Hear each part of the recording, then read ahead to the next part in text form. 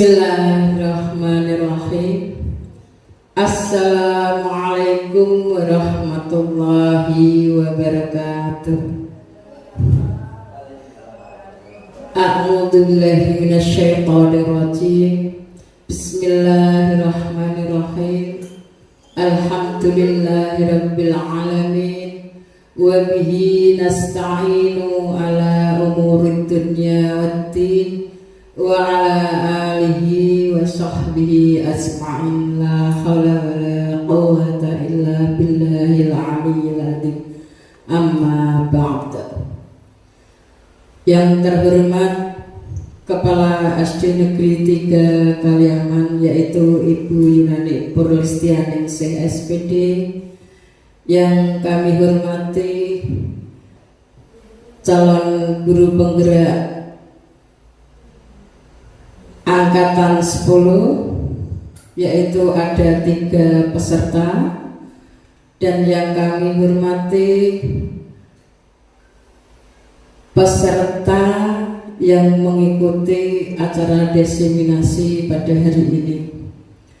Pertama, mari kita panjatkan puji syukur kehadirat Allah Subhanahu wa Ta'ala, yang mana pada pagi hari ini kita bisa diberi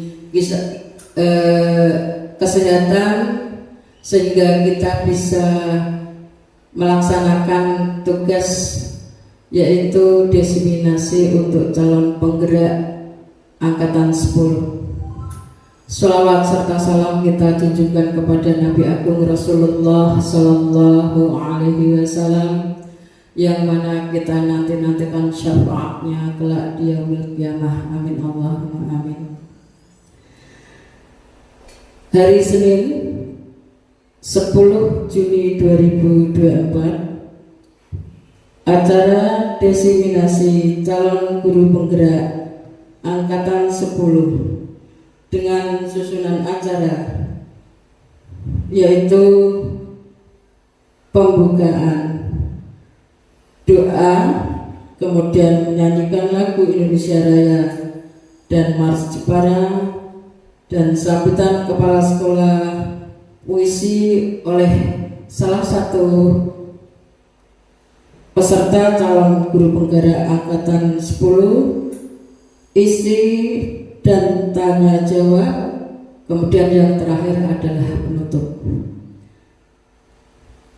Untuk pra acara, yaitu menyanyikan lagu Indonesia Raya dan Mars Jepara, kepada yang bertugas kami persilahkan. Untuk para peserta pada hari ini, saya persilahkan untuk berdiri.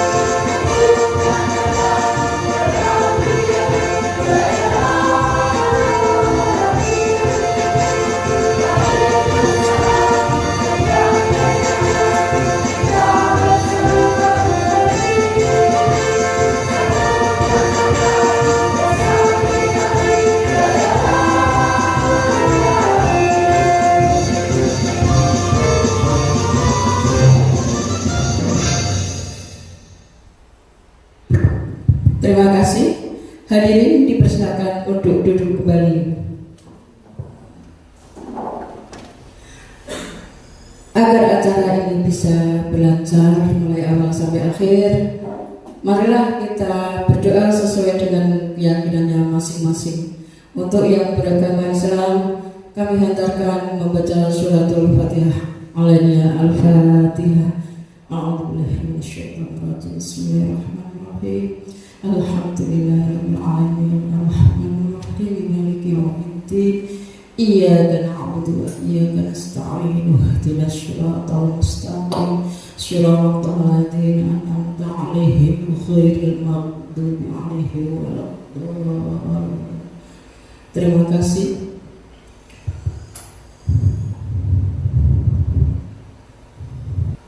Untuk acara selanjutnya yaitu sambutan dari Kepala SD Negeri 3 Kaliaman kepada beliau Ibu Yunani Puristianingsih, kami haturkan.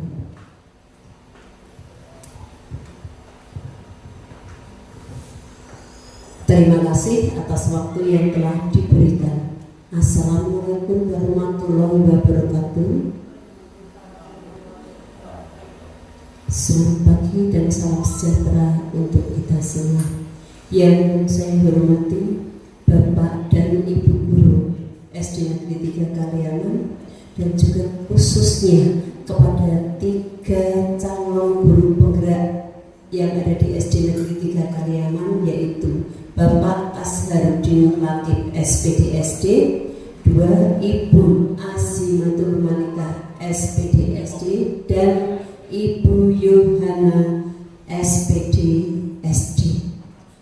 Pada saat ini marilah kita senantiasa memanjatkan puji dan syukur kehadirat Tuhan yang Maha Kuasa atas rahmat dan nikmat yang telah diberikan kepada kita semua, sehingga kita bisa melaksanakan kegiatan pada pagi hari ini dalam keadaan sehat. Bapak dan Ibu yang saya hormati, pada kesempatan pagi hari ini kita melaksanakan desiminasi dengan tema budaya positif yang telah dilaksanakan oleh ketiga calon guru penggerak angkatan 10. Bapak dan Ibu, kita sebagai pendidik otomatis tugas kita wajib mendidik dan mencerdaskan anak didik kita sesuai dengan kemajuan dan perkembangan zaman. Dengan begitulah kita memang perlu adanya guru yang bisa menggerakkan pendidikan, khususnya di SD Negeri 3 Kaliaman. Nah, saya sebagai kepala sekolah mengucapkan terima kasih kepada Bapak Ibu calon guru penggerak angkatan 10. Dengan adanya calon Bapak Ibu penggerak bisa berkolaborasi dengan Bapak Ibu guru yang lain untuk mentransfer pendidikan, sehingga bagi Bapak Ibu guru yang sampai saat ini belum menjadi guru penggerak, saya mohon untuk bisa proses menjadi calon guru penggerak berikutnya. Dengan demikian saya percaya pendidikan yang ada di SD Negeri 3 Kaliaman akan maju sesuai dengan harapan dan tujuan bangsa Indonesia.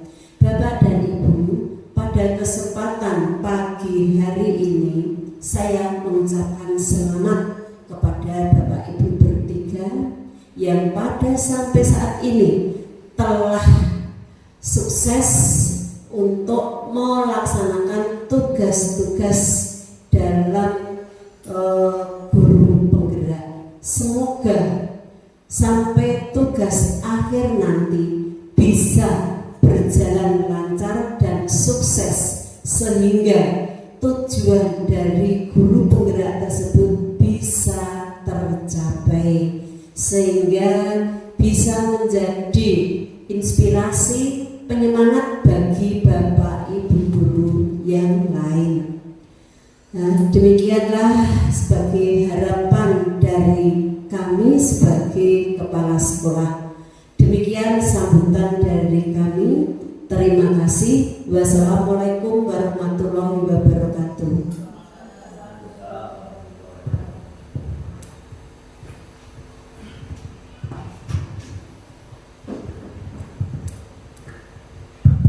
Terima kasih kepada Ibu Yunani Purstianingsih selaku Kepala SD Negeri 3 Karyawan. Untuk acara selanjutnya yaitu membaca puisi. Untuk pembacaan puisi selanjutnya akan dibawakan oleh Ibu Azimatul Malikah SPDSD. Kepada Ibu Azimatul Malikah kami persilahkan.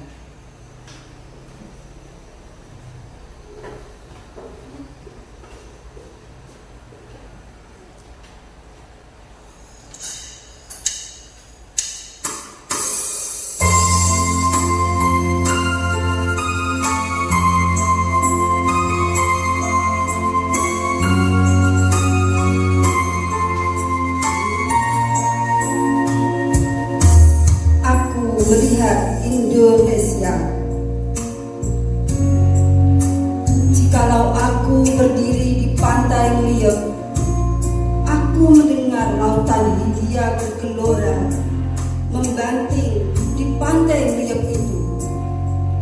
Aku mendengar lagu sajak Indonesia.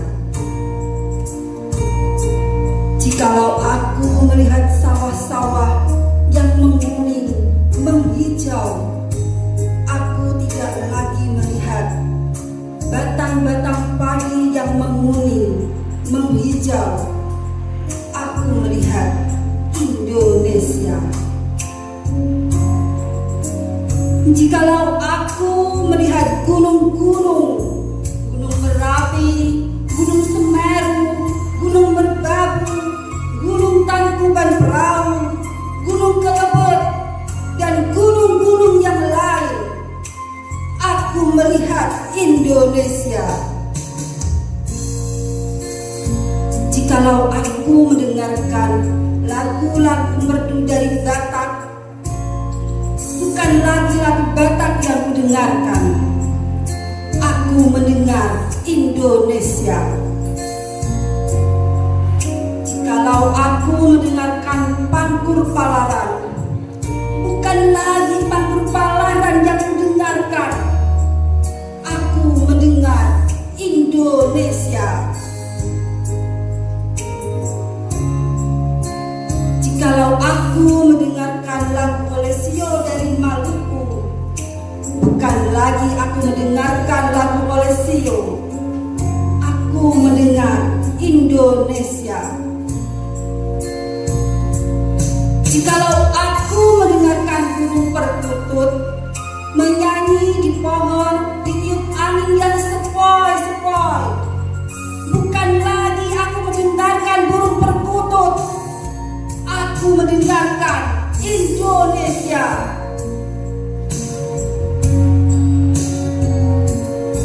Jikalau aku menghirup udara ini, aku tidak lagi menghirup udara, aku menghirup Indonesia. Jikalau aku melihat wajah anak-anak di desa-desa dengan mata yang bersinar-sinar, Pak Merdeka, Pak Merdeka, Pak Merdeka, aku bukan lagi melihat mata manusia, aku melihat Indonesia.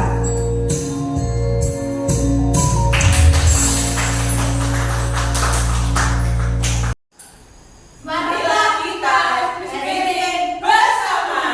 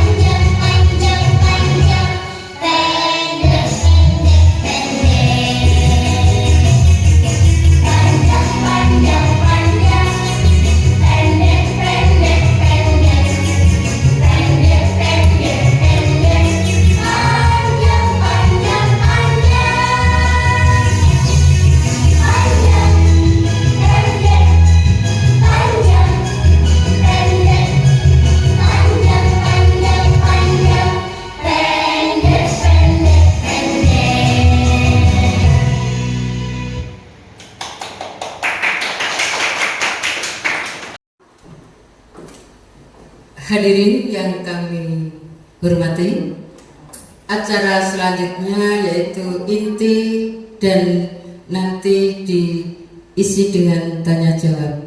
Kepada yang bertugas kami persilakan.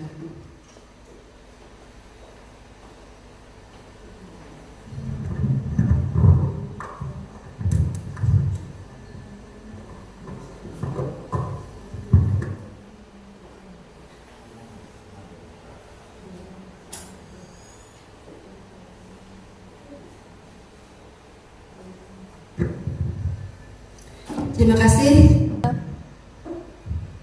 Assalamualaikum warahmatullahi wabarakatuh. Selamat siang Bapak Ibu Guru. Terima kasih waktu yang diberikan kepada saya. Yang terhormat Ibu Kepala Sekolah Bu Yunani Purlistianingsih SPD. Yang saya hormati Bapak Ibu Guru beserta diseminasi. Kali ini saya akan memaparkan tentang aksi nyata saya modul 1.4 menyebarkan pemahaman dan penerapan budaya positif. Perkenalkan, di sini ada Bu Lena Kusumawati sebagai fasilitator saya dan Bu Widiawati SPD sebagai pengajar praktik.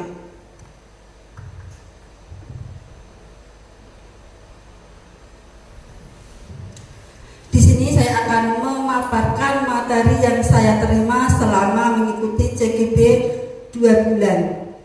Jadi kita bisa sharing jika saya ada kekurangan, Bapak Ibu Guru bisa menambahkan di pengetahuan saya di hari ini.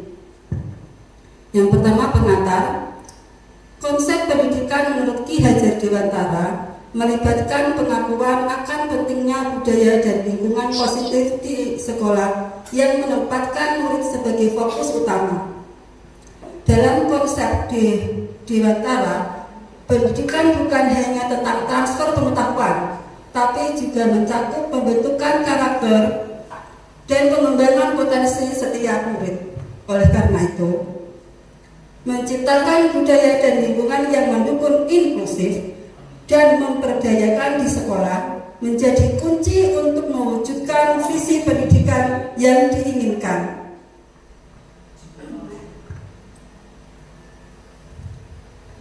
Ini yang kita bahas hari ini, yaitu ada 8 konsep. Konsep inti budaya positif. Yang pertama, perubahan paradigma belajar. Yang kedua, disiplin positif. Dan yang ketiga, nilai-nilai kebajikan. 4. Kebutuhan dasar manusia.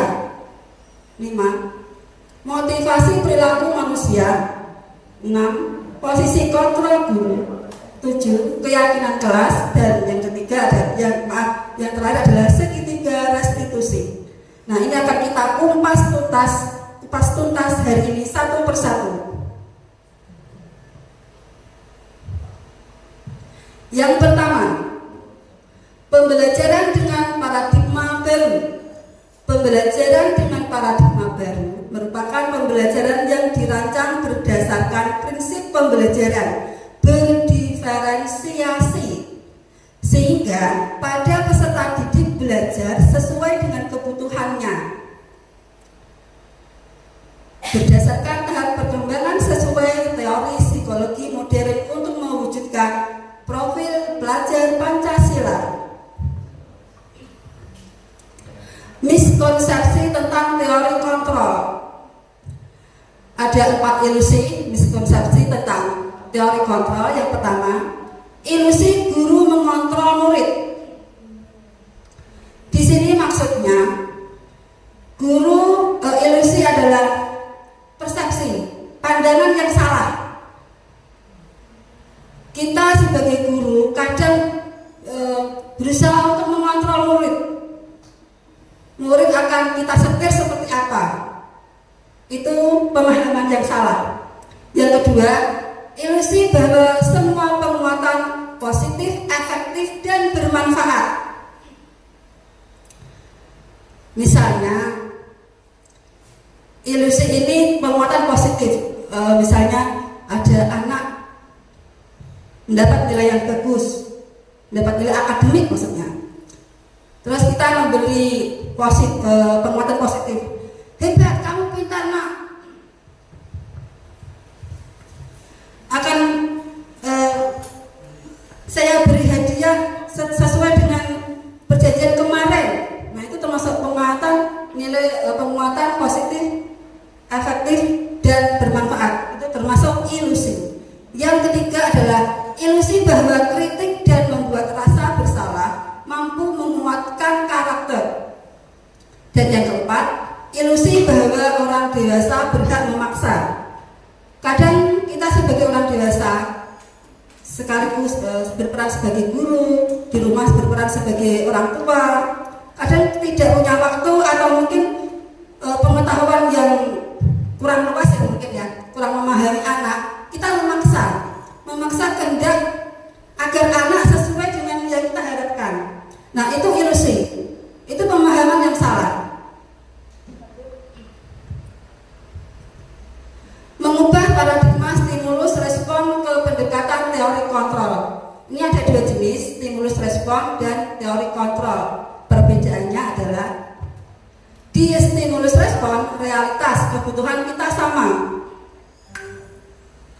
Jadi kita menganggap setiap orang kebutuhannya sama. Kalau di teori kontrol, realitas atau kebutuhan kita berbeda. Tentunya kita sebagai manusia kebutuhannya berbeda sesuai dengan jenis kelamin, usia, atau bahkan kehidupan sosial. Yang kedua, dari stimulus respon, semua orang melihat hal yang sama.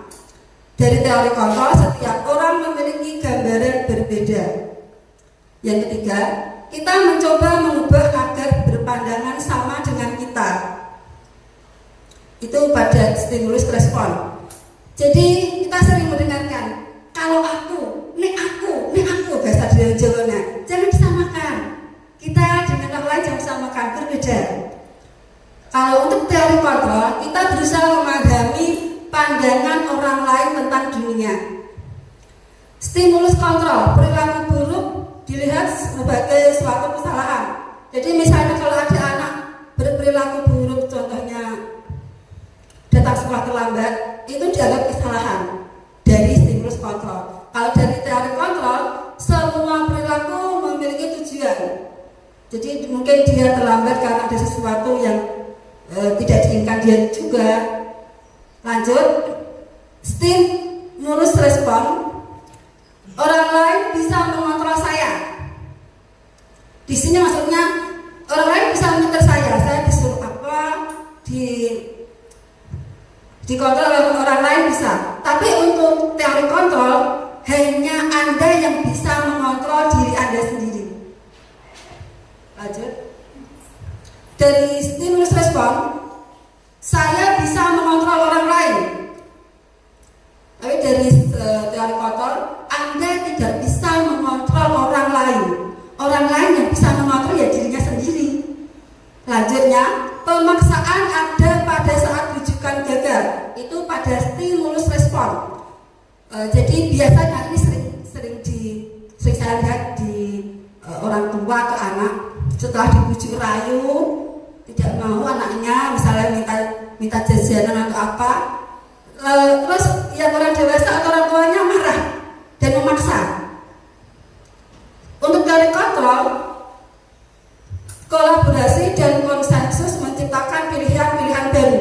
Kolaborasi di sini maksudnya kerjasama, dan konsensus ini di sini artinya berpikir bersama, kesepakatan. Dan yang terakhir pada stimulus respon, model berpikir menang kalah. Kadang kita sebagai guru atau di rumah sebagai orang tua memaksa anak, dan akhirnya anak mau melakukan apa yang kita inginkan itu karena terpaksa. Dan disinilah kita merasa menang dan anak merasa kalah. Di sekolah pun bisa, misalnya di kelas ya. Jadi kalau bisa kita timbulkan kesadaran diri. Dan ini juga misalnya bos dengan pegawainya, karena bosnya punya wewenang, dia memaksa pegawainya atau bawahannya dan dia menang dan pegawainya kalah. Nah, di teori kontrol tidak ada seperti itu. Modelnya berpikir menang-menang. Kalau di sekolah antara murid dan guru, jadi muridnya merasa menang, gurunya juga merasa menang. Yang kedua, disiplin positif. Disiplin berasal dari kata disiplina yang artinya belajar. Disiplin mengacu pada disiplin diri yang memiliki tanggung jawab terhadap apa yang dilakukannya berdasarkan nilai-nilai yang diyakini. Disiplin positif merupakan salah satu cara penerapan disiplin yang bertujuan untuk menumbuhkan kesadaran serta memberdayakan peserta didik tanpa imbalan, penghargaan atau reward, ancaman atau bahkan hukuman. Sebagai pendidik, tujuan kita adalah menciptakan peserta didik yang memiliki disiplin diri sehingga mereka berperilaku mengacu kepada nilai-nilai kebajikan universal dan memiliki motivasi intrinsik dalam perubahan perilaku ke arah yang lebih baik. Yang ketiga, nilai-nilai kebajikan. Nilai yang disepakati bersama lepas dari suku bangsa, agama, bahasa maupun latar belakangnya. Contoh nilai kebajikan di institusi atau organisasi.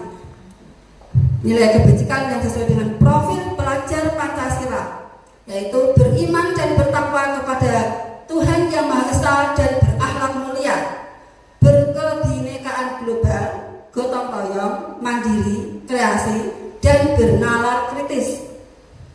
Untuk yang di IBO, Primary Years Program PYP, artinya program-program terbaru tahunan, bisa diterapkan sikap-sikap kebajikan toleransi, rasa hormat, integrasi, mandiri, menghargai, antusias, empati, keingintahuan, kreativitas, kerjasama, percaya diri, dan komitmen. Keterampilan hidup, life skill, dapat dipercaya, lurus hati, pendengar yang aktif, tidak merendahkan orang lain, dan memberi yang terbaik untuk dari diri. Yang keempat, kebutuhan dasar manusia. Kebutuhan dasar manusia adalah segala sesuatu yang kita lakukan untuk mendapatkan apa yang kita inginkan. Titik seluruh tindakan yang kita lakukan memiliki tujuan tertentu, dan semua usaha terbaik yang kita lakukan adalah dalam rangka agar kebutuhan dasar kita terpenuhi dengan baik. Ya, kebutuhan dasar manusia ada 5. Yang pertama, bertahan hidup. Untuk bertahan hidup, kita perlu makan, pakaian, tempat tinggal, keamanan, dan kesehatan. Yang kedua, kasih sayang dan rasa diterima. Contohnya, rasa diterima, dipedulikan, berbagi, kerjasama, menjadi bagian dari kelompok. Yang ketiga, penguasaan. Di dalamnya ada harga diri, keinginan untuk dianggap, memimpin, berprestasi, diakui, dan didengar. Yang keempat, kebebasan. Kebebasan di sini ada beberapa, contohnya mandiri, memiliki pilihan, mencoba hal baru, mampu mengendalikan arah dirinya. Yang kelima, kesenangan. Kesenangan di sini bisa bermain, humor, antusiasme, tertawa. 5 kebutuhan dasar manusia ini, jika salah satunya tidak terpenuhi, kita sebagai manusia biasanya mencari celah supaya kebutuhan kita terpenuhi. Entah itu celahnya berupa perbuatan negatif atau positif untuk memenuhi kebutuhan 5 dasar manusia. Yang kelima, motivasi perilaku manusia. Ada 2 motivasi perilaku manusia. Yang pertama, motivasi ekstrinsik. Motivasi ekstrinsik ini motivasi yang berasal dari luar. Biasanya tujuannya untuk menghindari ketidaknyamanan atau hukuman. Yang kedua, untuk mendapatkan imbalan atau penghargaan dari orang lain. Dan yang kedua adalah motivasi intrinsik. Ini motivasi yang timbul dari diri sendiri. Ini yang akan kita terapkan pada murid anak didik kita. Tujuannya adalah untuk menjadi orang yang mereka inginkan dan menghargai diri sendiri dengan nilai-nilai yang mereka percaya, yang mereka inginkan. Berarti bukan orang lain. Jadi anak sadar diri untuk menjadi yang mereka inginkan. Itu adalah dari motivasi intrinsik. Hukuman. Tadi ini ada hubungannya dengan motivasi. Tadi motivasi eksternal untuk menghindari hukuman. Nah, hukuman itu yang seperti apa? Hukuman itu tidak terencana, tiba-tiba. Murid tidak tahu apa yang terjadi, tidak dilibatkan dalam pembuatan kesepakatan. Yang ketiga, bersifat satu arah.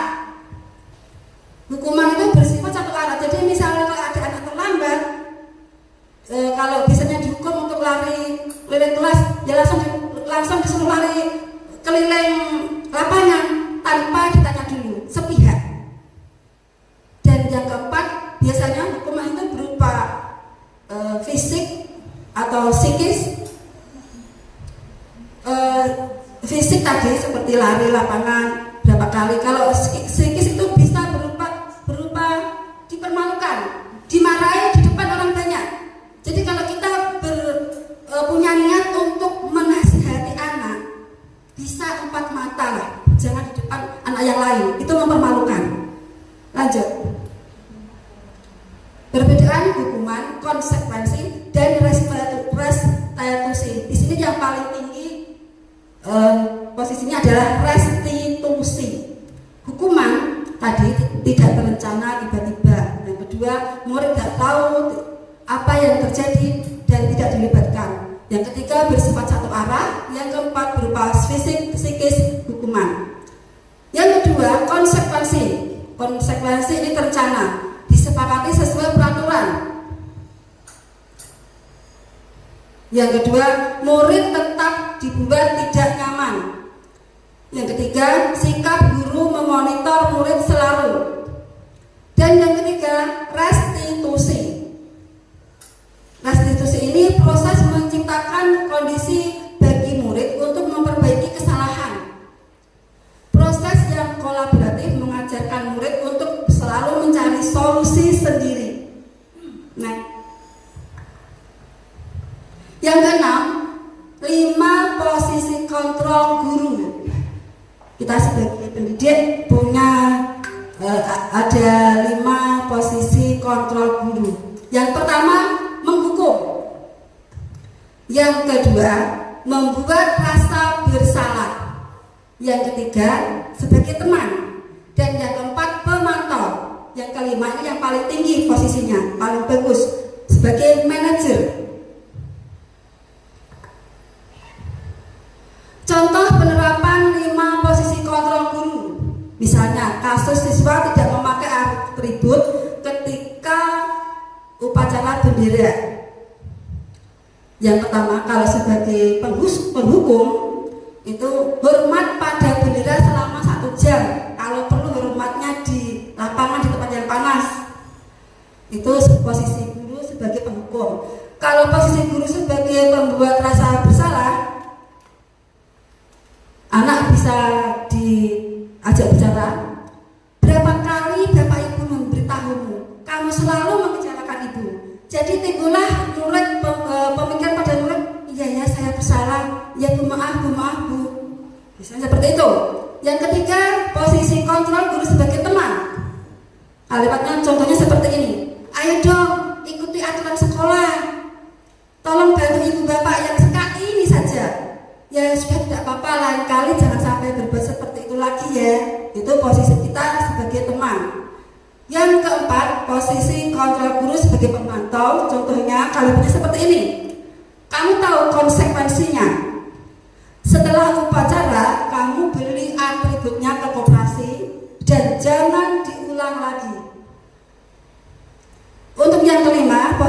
belajar, contohnya, apakah kamu tahu kesalahanmu? Kira-kira bagaimana kamu memperbaiki kesalahanmu? Jadi anak diajak berpikir bersama. Oke, selanjutnya kita saksikan 5 teori kontrol.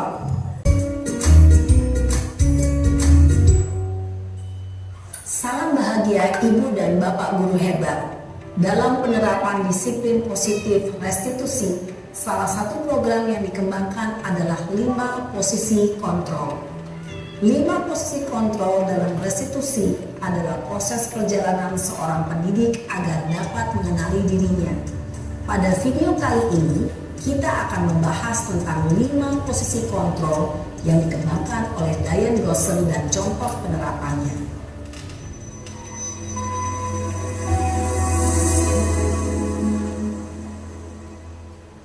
5 posisi kontrol itu adalah 1.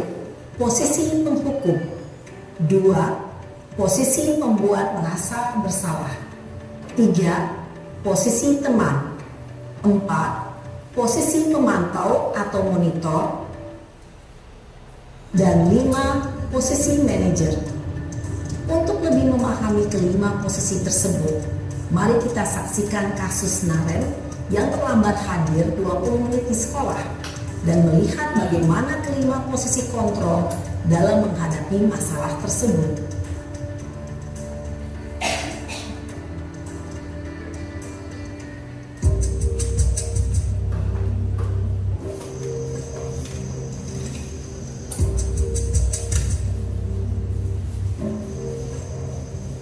Naren, sini kamu. Selamat pagi, Bu. Selalu terlambat. Kamu deh, pasti terlambat. Maaf, Bu. Saya Apa? Apa coba? Alasan kamu apa lagi? Kapan sih kamu tidak terlambat? Malas sekali ya kamu jadi anak. saya Dasar pemalas. Gak kapok-kapok sih kamu.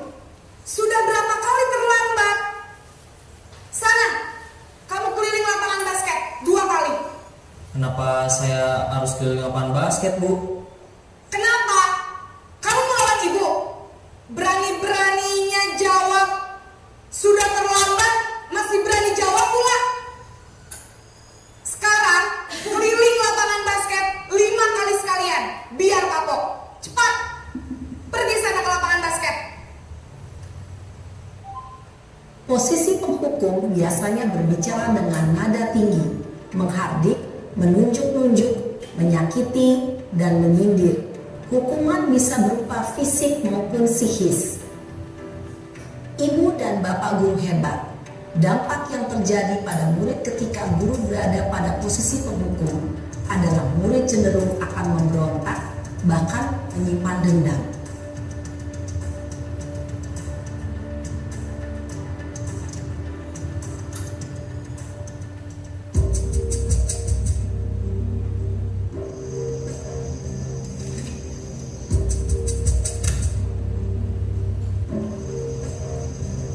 Naren,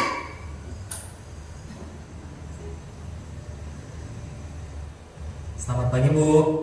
Naren, kamu kenapa terlambat lagi, nak? Ya Tuhan, nak. Ren, kamu senang ya bikin ibu susah ya? Kalau kamu terlambat lagi, nanti ibu yang ditegur bapak kepala sekolah, nak. Disangka ibu tidak bisa membina kamu. Duh, gimana ini? Maaf, Bu.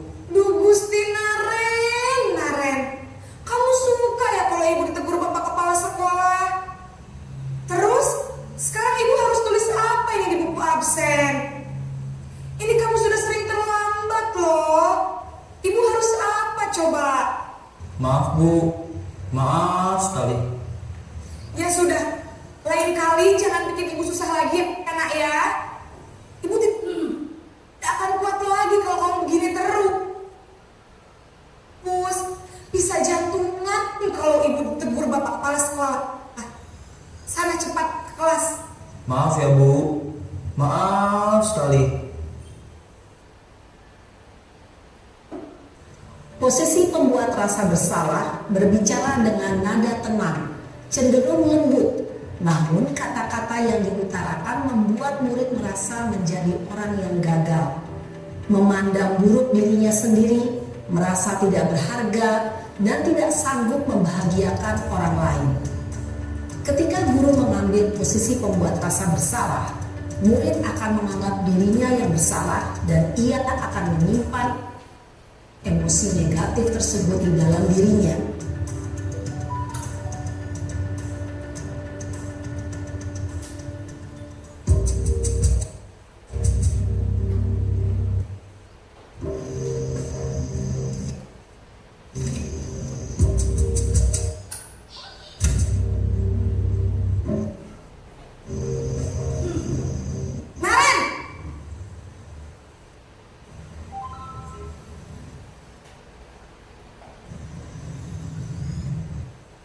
Selamat pagi Bu. Wah, sudah jam berapa ini nak? Terlambat lagi ya sayang. Iya Bu, habis ibu saya lupa bangunkan saya Bu.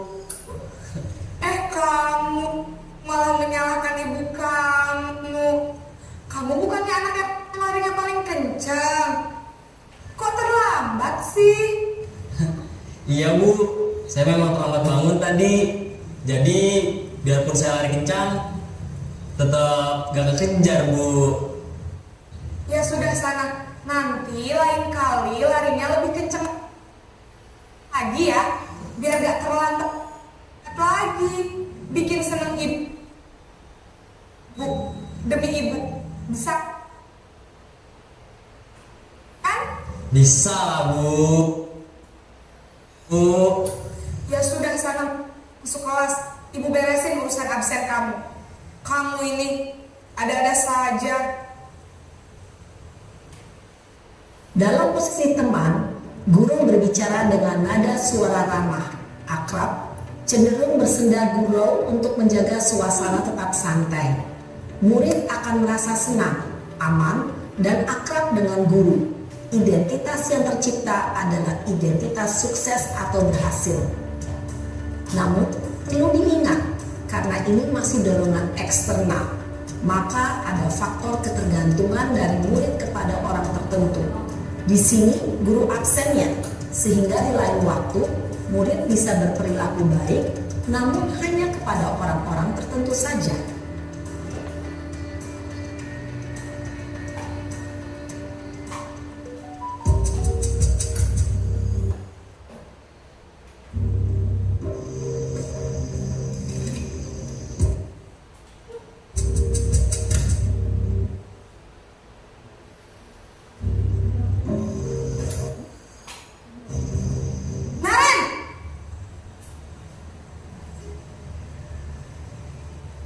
selamat pagi Bu. Naren, apa peraturan sekolah kita tentang jam berapa kita harus masuk sekolah, nak? Kita harus di sekolah jam 7 Bu. Iya betul, sekarang sudah jam 7.20. Naren sudah tahu konsekuensinya jika terlambat hadir. Paham Bu, saya harus tinggal kelas pas jam istirahat selama 20 menit.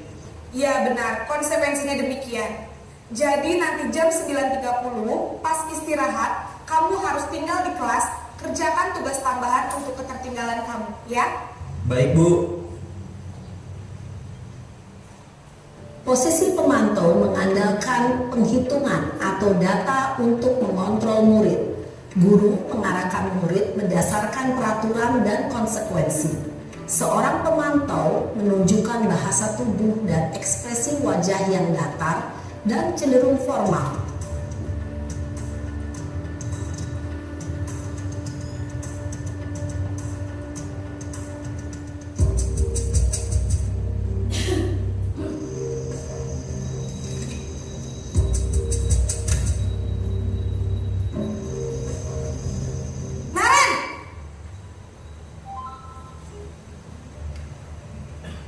Selamat pagi Bu. Selamat pagi Naren. Maaf Bu, saya terlambat. Iya, sekolah masuknya jam 7, sekarang sudah jam 7.20. Jadi sekarang bagaimana ini, Naren? Maaf Bu, saya lupa setel alarm saya semalam. Baiklah, menurut kamu, keyakinan sekolah yang mana yang perlu kamu tingkatkan? Menghargai diri sendiri dan orang lain mungkin ya Bu. Setuju. Jadi, apakah Naren meyakini prinsip saling menghormati tersebut? Iya Bu, saya meyakininya. Apakah Naren bersedia memperbaiki masalah keterlambatan ini? Bersedia Bu. Bagaimana kamu akan perbaiki masalah keterlambatan ini? Saya akan coba untuk tidak lupa menyetel alarm saya Bu. Baik, kalau Naren lupa menyetel alarm di rumah, ada orang yang kira-kira bisa bantu mengingatkan tidak? Ada Bu, kakak saya, Kak Emma. Ada lagi selain Kak Emma? Selain Kak Emma, ada ibu saya. Baik, jadi yang mengingatkan Naren adalah Kak Emma dan ibu kamu ya?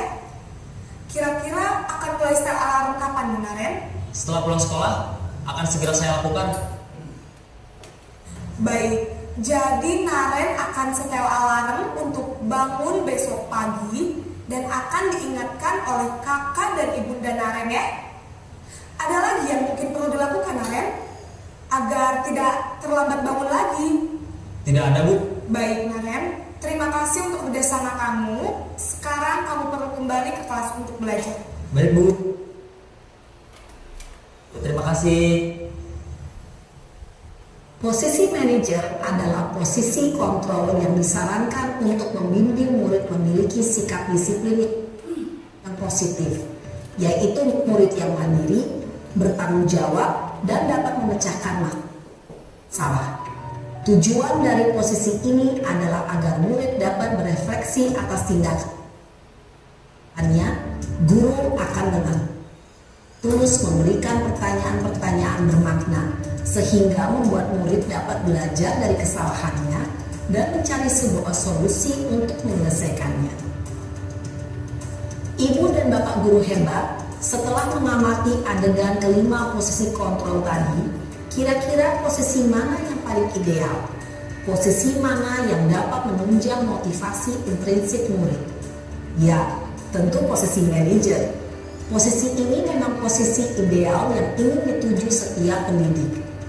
Pada posisi inilah, guru dapat menerapkan disiplin positif yang berpihak pada murid, yang memerdekakan murid. Perjalanan seorang pendidik tentunya tidak mudah untuk sampai pada posisi seorang manajer. Namun, tujuan kita pasti, yaitu menciptakan murid-murid yang mandiri, merdeka, dan bertanggung jawab. Semoga penggambaran 5 posisi kontrol yang telah diperlihatkan ini dapat menjadi ajang refleksi bagi kita semua, agar dapat terus mengasah dan menerapkan disiplin positif yang memerdekakan murid. Mari terus berlatih dan bersemangat. Selamat menerapkan. Salam dan bahagia Ibu dan Bapak Guru hebat.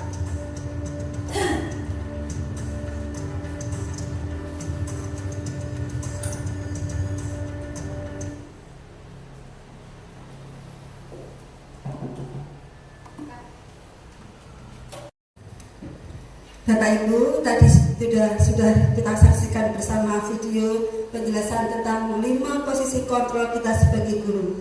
Nah, di sini nanti jenengan saya aturi menuliskan untuk sebelum ada diseminasi ini, posisi kontrol jenengan Bapak Ibu guru ada di mana? Silakan nanti ditulis di kertas yang akan saya bagikan, terus ditempel di papan tulis. Tidak usah malu-malu, jujur saja ditulis apa adanya posisi jenengan di bagian mana.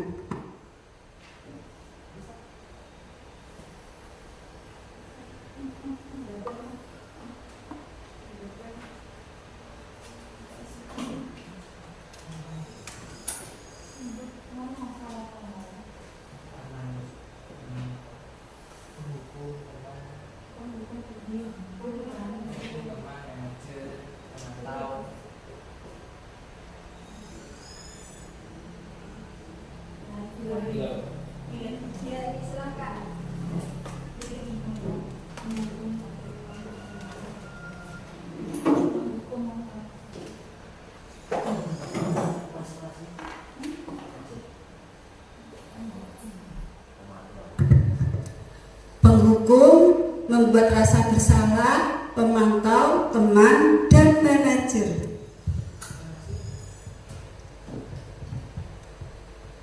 Monggo disesuaikan dengan dirinya masing-masing.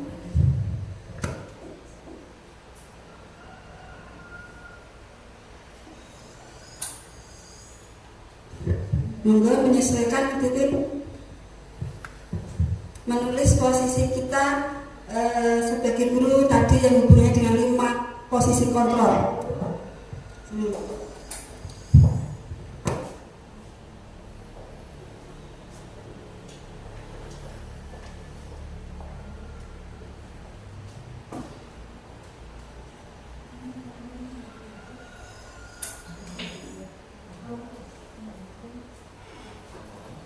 Ya, silakan menulis di depan sini. Iya, silakan.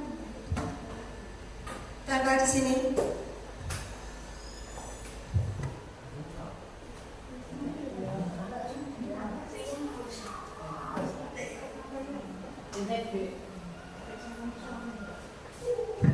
Ya. Ya. Dah. Balik Miring nggak? Orang mana di baju ngono? Ya.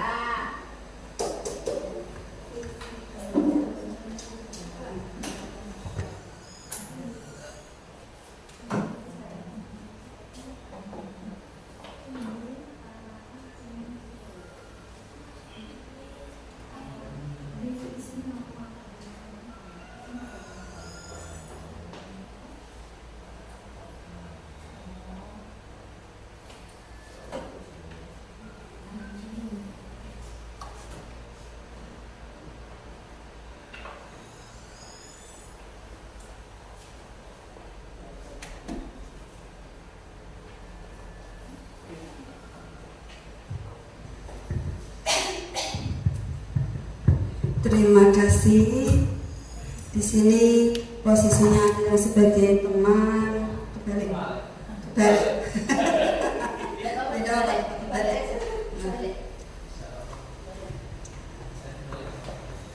Di sini ada posisinya sebagai teman, ada 2, ada 3. Pemantau di sini ada 2, dan saya juga ada penghukum, tapi kadang sesuai dengan kadang sebagai pembuat rasa bersalah. Tidak apa-apa, jujur saja.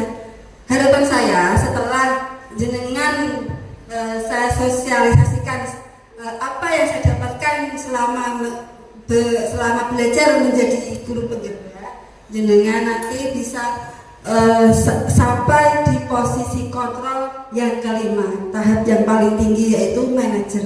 Untuk saat ini sebagai pemantau, teman, penghukum, tidak apa-apa. Tapi harapan saya semoga dengan adanya diseminasi ini kita semua para guru bisa memposisikan diri kita sebagai manajer. Lanjut.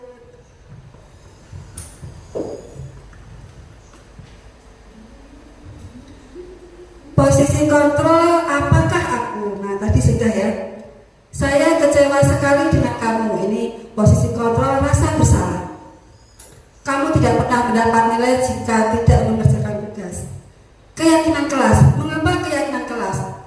Mengapa bukan peraturan kelas? Karena pembentukan keyakinan kelas bersifat abstrak. Yang kedua, berupa pernyataan universal. Dan yang ketiga, dibuat dengan pernyataan positif. Pernyataan positif ya, bukan negatif. Karena kalau jangankan anak, orang dewasa pun kalau pernyataannya negatif, yang diingat pernyataannya. Misalnya begini, membuat kesepakatan jangan datang terlambat. Itu pernyataan yang negatif. Yang diingat adalah terlambat. Jadi ubahlah menjadi pernyataan yang positif. Misalnya, datanglah tepat waktu. Itu pernyataan positif. Lanjut, selanjutnya adalah sedikit saja agar mudah diingat. Apalagi kita di sini sebagai guru SD ya, kalimatnya yang singkat, padat dan jelas. Karena anak SD biasanya untuk mengingat kalimat yang begitu panjang mengalami kesulitan. Lanjutnya, sesuai dengan kondisi kelas dan sekolah sehingga mudah diterapkan. Ini menyesuaikan, jadi sekolah satu dengan sekolah yang lain berbeda. Yang terakhir, semua warga sekolah atau warga kelas dilibatkan saat membuat keyakinan kelas. Yang kedelapan, yang terakhir adalah segitiga restitusi. Apa sih segitiga restitusi? Suatu proses dialog yang dijalankan oleh guru agar dapat menghasilkan murid yang mandiri dan bertanggung jawab. Segitiga restitusi ini ada 3 langkah. Yang pertama, menstabilkan identitas. Yang kedua, validasi tindakan yang salah. Dan yang ketiga, menanyakan keyakinan. Bapak dan Ibu guru, kita simak video berikut tentang segitiga restitusi.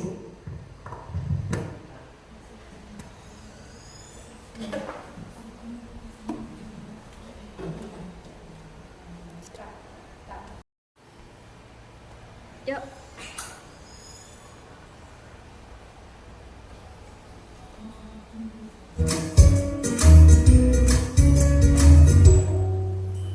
Salam dan bahagia Ibu dan Bapak guru hebat.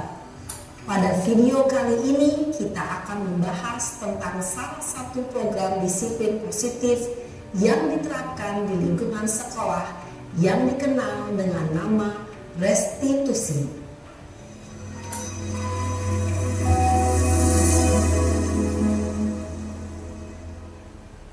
Restitusi dikembangkan oleh pakar pendidikan Diane Gosson berlandaskan pada teori kontrol Dr. William Gleason. Segitiga restitusi adalah suatu proses dialog yang dijalankan oleh guru atau orang tua agar dapat menghasilkan murid yang mandiri dan bertanggung jawab. Pada saat guru di posisi manajer, aspek yang dikembangkan pada murid adalah motivasi intrinsik, sehingga penanaman nilai-nilai kebajikan dapat tumbuh dan berkembang menjadi suatu kebiasaan positif yang akhirnya membentuk karakter murid. Proses dialog ini terdiri dari 3 langkah yang digambarkan pada ketiga sisi pada segitiga restitusi. Sisi pertama adalah menstabilkan identitas. Sisi yang kedua adalah validasi tindakan yang salah. Dan sisi yang ketiga adalah menanyakan keyakinan. Ibu dan Bapak guru, berikut ini akan ditunjukkan bagaimana seorang guru berada dalam posisi manajer menggunakan penerapan segitiga restitusi.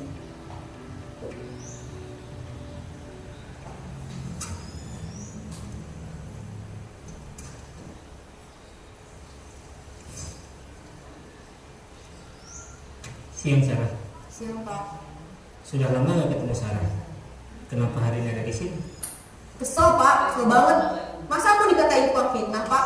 Ya aku marah lah. Aku balik ngatain Eka di depan kelas. Kesel banget. Oh begitu. Ya pasti kamu marah dan kesal. Bapak juga akan marah apabila ada yang menuduh Bapak seperti itu. Kemudian pada saat itu kamu mau melakukan apa?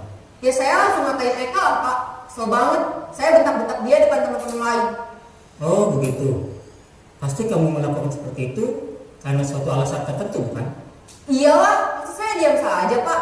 Ya saya bela diri lah. Masa saya dituduh tukang fitnah? Ya wajar lah. Mempertahankan harga diri itu sesuatu yang penting buat kamu. Untung kamu tidak bertindak lebih gegabah lagi, hanya membentak-bentak. Iya Pak. Untung saya masih bersabar dan hanya membentak saja. Sudah gemes padahal, saya pasti bela diri lah. Ya pasti ya. Tapi kamu memilih untuk tetap bertahan dan bersabar. Kamu memilih untuk tidak berbuat lebih parah lagi, bukan? Iya. Nah, sekarang coba kita lihat lagi tindakan kamu yang bentak-bentak Eka di kelas. Tindakan kamu itu kira-kira sesuai dengan keyakinan kelas atau prinsip kamu tidak? Enggak lah Pak. Capek Pak jadi pemarah. Jadi keyakinan atau prinsip mana yang kurang sesuai dengan keinginan kamu? Ya, saya sebenarnya sangat menghargai orang lain. Mungkin saat itu saya menjadi emosi, jadi tidak menunjukkan sikap itu. Kamu meyakini tidak? Menghargai orang lain itu penting buat kamu. Yakinlah Pak. Iya, setuju. Kita harus saling menghargai. Namun, ada juga keyakinan yang kita sepakati yang perlu kita jalankan apabila kita sedang marah, bukan? Ya, saya bisa lebih proaktif, mulai dengan diri sendiri. Saya bisa jadi lebih bersabar, mengambil waktu jeda untuk berpikir mau apa selanjutnya. Kira-kira kamu bersedia memperbaiki masalah ini tidak? Bersedia Pak. Kalau kamu memperbaiki masalah ini, kamu akan menjadi orang seperti apa? Saya akan menjadi orang yang bertanggung jawab kali ya Pak. Dan senantiasa proaktif. Iya, menurut kamu bagaimana rasanya menjadi orang seperti itu? Ya nyaman lah, bangga bisa bersabar dan menahan diri. Baiklah kalau begitu. Yuk kita pikirkan bagaimana memperbaiki masalah ini.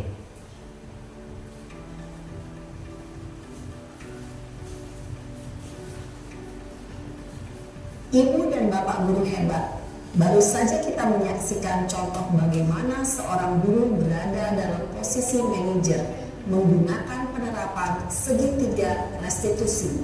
Mari kita bahas satu persatu. Pada sisi pertama, menstabilkan identitas berdasarkan pada prinsip bahwa membuat kesalahan adalah bagian dari proses pembelajaran. Sisi pertama dari segitiga ini berperan menggeser identitas murid dari identitas gagal ke identitas sukses. Murid yang sedang bertingkah laku yang tidak pantas atau menarik diri saat itu sedang mengalami identitas gagal. Bila kita mengkritiknya, maka posisinya tidak akan berubah. Kita bisa mengajukan pernyataan-pernyataan ini. 1. Membuat kesalahan sesuatu yang wajar. 2. Manusia tidak ada yang sempurna. 3. Kita bisa memperbaiki masalah ini. 4. Saya tidak menanyakan kesalahannya. Saya lebih fokus bagaimana memperbaiki masalah ini. 5. Apakah saat ini kamu tengah menjadi orang yang baik untuk dirimu sendiri? Pada sisi kedua, validasi tindakan yang salah berlandaskan pada prinsip bahwa setiap perilaku berupaya memenuhi suatu kebutuhan tertentu. Guru yang telah memahami teori kontrol akan bergeser dari pemikiran stimulus respon menjadi proaktif dan mencoba untuk mengenali tujuan dari perilaku murid. Mengenali dan mengakui kebutuhan murid ini dapat memperbaiki hubungan dengan murid tersebut. Pernyataan atau pertanyaan bisa disampaikan dengan nada suara tidak menghakimi atau memojokkan, sehingga dapat mengembalikan murid pada posisi positif. 1. Kamu bisa saja bertindak lebih gegabah lagi dari ini. 2. Kamu bukan melakukannya tanpa suatu alasan tertentu. 3. Kamu melakukannya karena mempertahankan sesuatu yang penting bagimu. 4. Mungkin kamu bisa mempelajari suatu perilaku baru yang lebih efektif. Bersediakah kamu mempelajarinya? Selanjutnya, kita akan simak sisi terakhir, yaitu menanyakan keyakinan. Teori kontrol menyatakan bahwa pada dasarnya kita termotivasi secara intrinsik.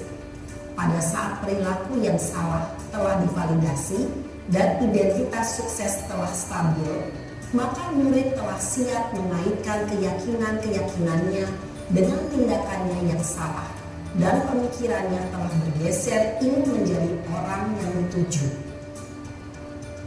Pertanyaan-pertanyaan ini dapat mengaitkan keyakinan-keyakinan yang dianut murid. 1. Sebagai keluarga atau kelas, apa yang kita yakini? 2. Nilai-nilai apa yang telah kita sepakati? 3. Seperti apa gambaran sebuah kelas yang ideal bagi kamu? 4. Kamu ingin menjadi orang seperti apa?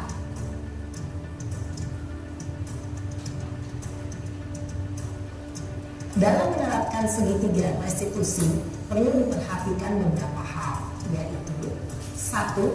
Perilaku yang salah perlu dikaitkan dengan nilai-nilai atau keyakinan-keyakinan yang telah disepakati atau dituju. 2. Kesediaan orang yang melakukan kesalahan untuk memperbaiki masalah. 3. Pemecahan masalah sebisa mungkin relevan atau memiliki hubungan dengan masalah yang ada. 4. Usaha. Perlu adanya suatu usaha perbaikan dari pihak yang berbuat kesalahan. 5. Waktu. Perlu didedikasikan waktu dari pihak yang berbuat kesalahan. Tanyakan kapan akan mulai diberlakukan usaha untuk memperbaiki masalah. Dengan memahami siklus penerapan segitiga restitusi, diharapkan guru dapat menerapkan posisinya sebagai manajer dengan mengajukan pertanyaan-pertanyaan bermakna yang dapat membuat murid menjadi lebih percaya diri, bertanggung jawab, dan mandiri. Nah, Ibu Bapak Guru, perlu tidak yang mengikuti ketiga tahapan dalam segitiga restitusi? Bergantung pada ringan beratnya suatu permasalahan. Misalnya, bila permasalahan tersebut ringan, maka tidak perlu dijalankan secara berurutan. Bahkan bisa semudah menanyakan, apa keyakinan yang kita sepakati? Dengan menjalankan segitiga restitusi, dengan mengajukan pertanyaan-pertanyaan bermakna, diharapkan murid menjadi lebih kuat secara pribadi, dapat membuka wawasan murid agar dapat menyelesaikan permasalahannya sendiri, semakin percaya diri, mandiri, dan merdeka. Salam dan bahagia, Ibu Bapak Guru hebat.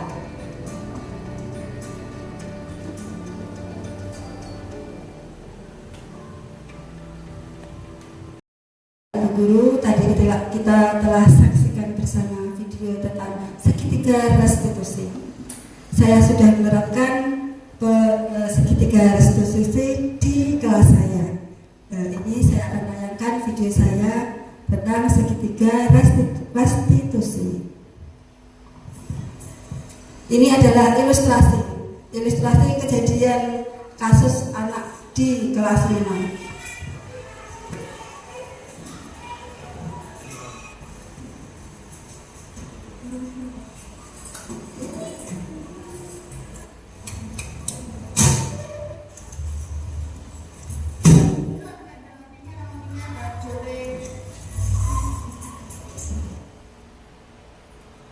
Oke, sudah, itu adalah ilustrasinya. Dan sekarang penerapan segitiga restitusi dalam menangani kasus anak mencontek di kelas 5.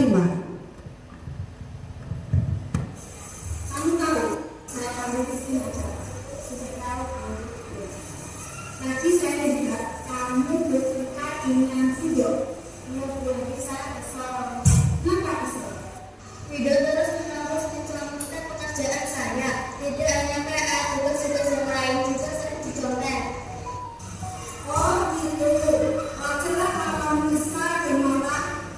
Jika itu di posisi kamu, pasti itu berbuat hal yang sama seperti kamu. Lalu apa yang melakukan untuk video? Saya pakai video budak terpasang dari saya menggebrak aja. Apa alasannya kamu berbuat seperti itu? Ya Bu, masa saya diam saja. Saya sudah susah payah mengerjakan tugas dan PR, tapi video hanya mencontek, tidak mau berusaha sendiri. Manusiawi jika kamu marah dan kesal pada video, karena kamu tidak rela jika pekerjaanmu dicontek video saja. Ini sangat penting. Sana sekarang coba kita lakukan di sana. Apakah tidak kamu mana sampai untuk bilang meja itu sesuai dengan keyakinan kelas? Betul. Menurut kamu keyakinan kelas apa yang sudah mana? Karena aku angkat teman guru.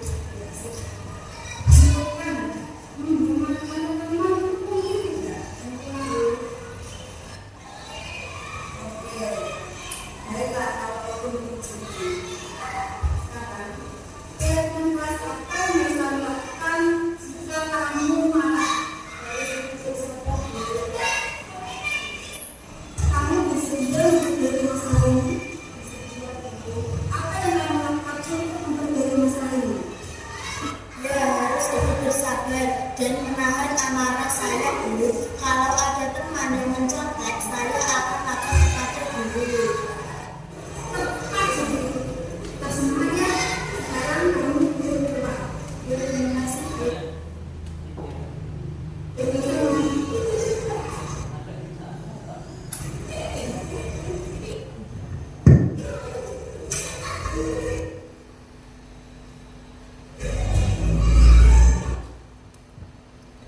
Oke, dari video yang disimak tadi, adegan kelas 5.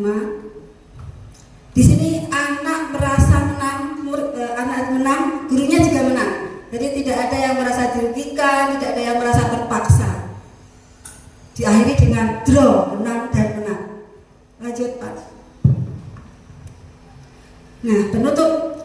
Dalam penerapan program disiplin positif, hendaknya guru memiliki standar kepribadian, profesional, dan sosial yang baik, di mana guru mampu merefleksikan dirinya dalam posisi kontrol saat ini.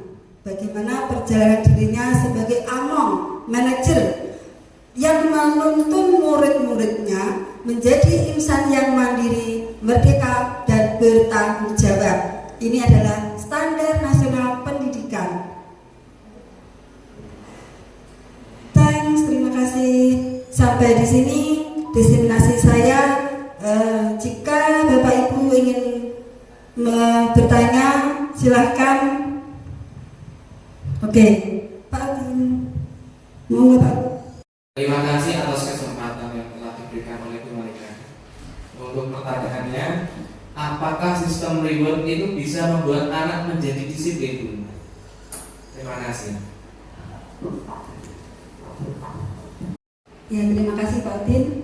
Tadi pertanyaannya, apakah reward bisa membuat anak menjadi disiplin ya? Oke. Reward itu sama dengan hukuman, baik berupa stiker, berupa tulisan. Kalau mungkin kelas 9 diberi sini ada apa ya, ada cinta atau ada apa, atau bintang, bisa lempar sudah. Itu juga termasuk hukuman, cuma hukumannya positif.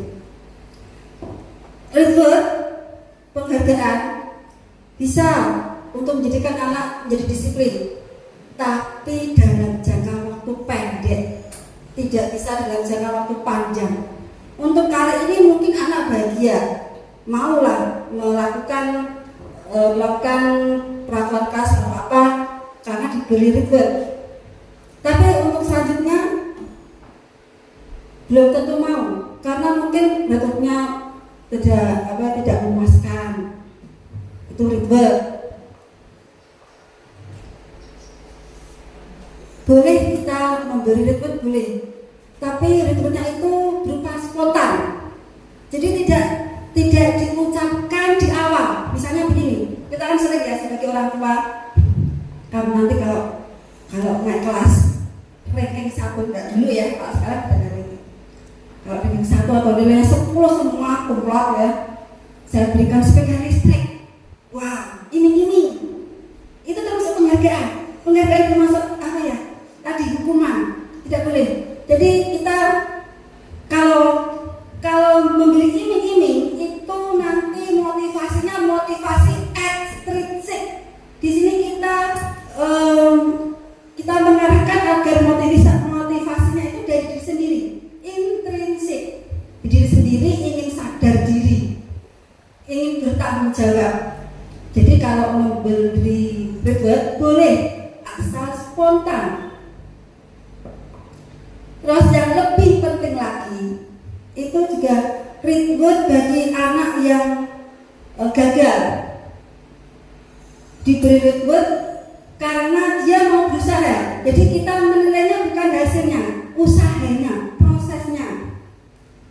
Biasanya kalau ada usahanya benar-benar gigih, insya Allah ada perubahan. Jadi kita tidak harus reward yang maksud saya reward yang spontan tadi loh. Itu tidak hanya untuk yang berprestasi, yang akademiknya baik, tapi juga yang gagal boleh dilihat dari prosesnya, usahanya. Begitu Pak Azharuddin. Oke, Bu Yohana, monggo.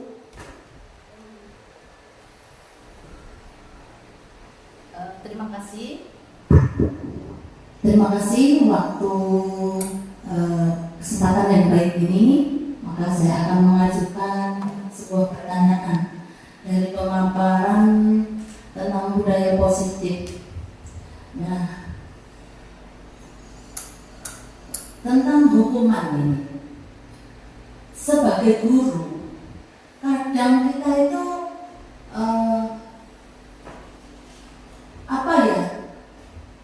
merasa datang dengan tiba-tiba itu emosi, jadi istilahnya tidak terkontrol.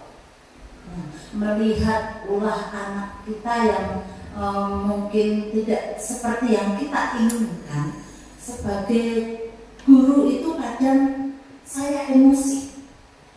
Jika ada anak yang melanggar aturan, bagaimana caranya supaya saya itu tetap tenang, bisa mengendalikan emosi saya dan tidak menghukum anak yang melanggar aturan tersebut. Terima kasih.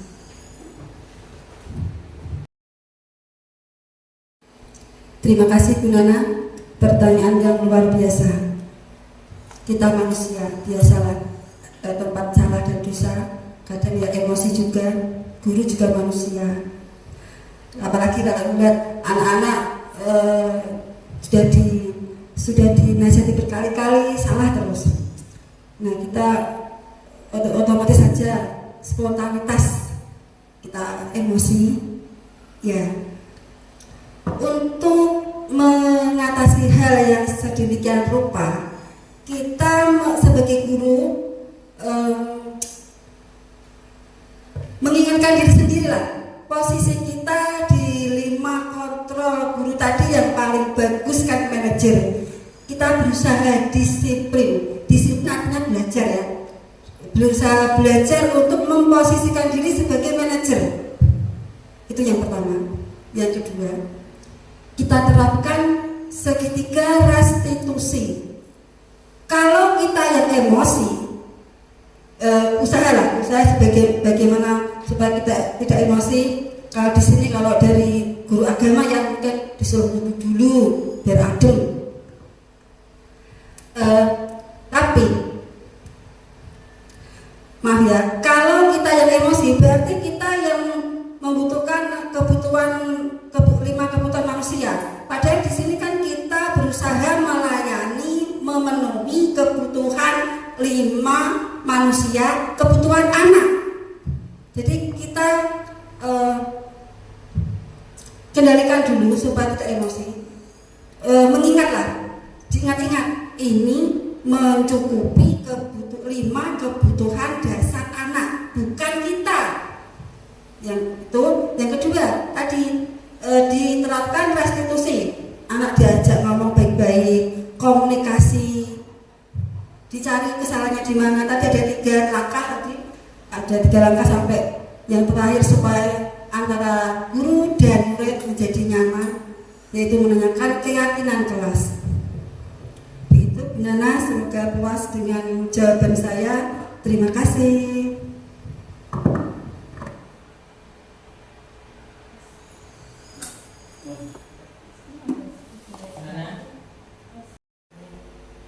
Terima kasih. Acara pada hari ini yaitu diseminasi untuk peserta calon guru penggerak sudah berjalan dengan lancar dari awal sampai akhir. Mudah-mudahan bisa bermanfaat untuk 3 peserta pada khususnya dan umumnya untuk bagi para hadirin semuanya.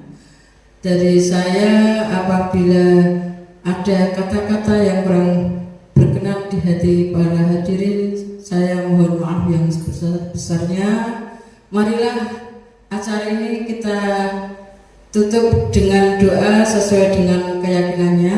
Untuk yang beragama Islam, saya hantarkan dengan suratul Fatihah. Al-Fatihah. A'udzubillahi minasyaitonirrajim. Bismillahirrahmanirrahim. Alhamdulillahirabbil alamin arrahmanirrahim maliki yaumiddin. Iyyaka na'budu wa iyyaka nasta'in. Ihdinas siratal mustaqim. Shiratal ladzina an'amta 'alaihim ghairil maghdubi 'alaihim waladdallin. Rabbil muslimin. Terima kasih. Akhirul kalam. Assalamualaikum warahmatullahi wabarakatuh.